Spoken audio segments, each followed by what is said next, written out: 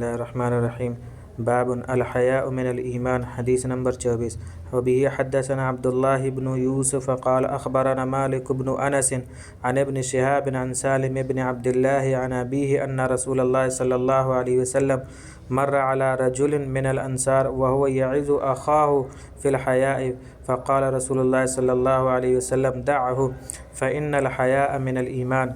حضرت عبداللہ ابن عمر رضی اللہ عنہما سے مروی ہے کہ رسول اللہ صلی اللہ علیہ وسلم ایک انصاری کے پاس سے گزرے اور وہ اپنے بھائی کو حیا کے بارے میں سمجھا رہے تھے، یعنی تنبیہ کر رہے تھے کہ اتنی شرم کیوں کرتے ہو۔ اس پر رسول اللہ صلی اللہ علیہ وسلم نے فرمایا کہ اس کو چھوڑ دو، کیونکہ حیا ایمان کا ایک حصہ ہے۔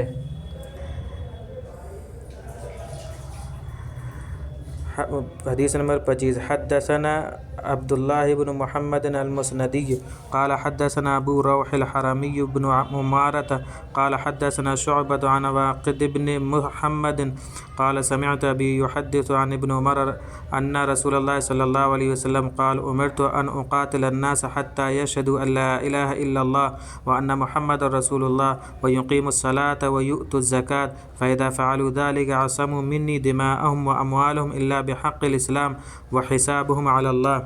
حضرت عبداللہ ابن عمر رضی اللہ عنہما سے مروی ہے کہ رسول اللہ صلی اللہ علیہ وسلم نے فرمایا مجھے حکم ہوا ہے کہ لوگوں سے جنگ کروں اس وقت تک کہ وہ اس بات کا اقرار کر لیں کہ اللہ کے سوا کوئی معبود نہیں ہے اور محمد صلی اللہ علیہ وسلم اللہ کے رسول ہیں، نماز ادا کرنے لگیں اور زکوٰۃ دینے لگیں۔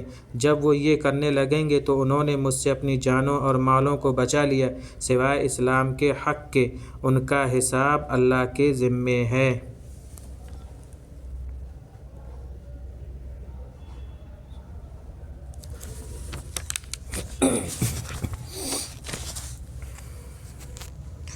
حدیث نمبر 26 حدثنا احمد بن یونس و موسیٰ بن اسماعیل قال حدثنا ابراہیم بن سعد قال حدثنا ابن شہاب عن سعید بن المسیب عن ابی ہریرہ ان رسول اللہ صلی اللہ علیہ وسلم سئل ای العمل افضل فقال ایمان باللہ ورسولہ قیل ثم ماذا قال الجہاد فی سبیل اللہ قیل ثم ماذا قال حج مبرور۔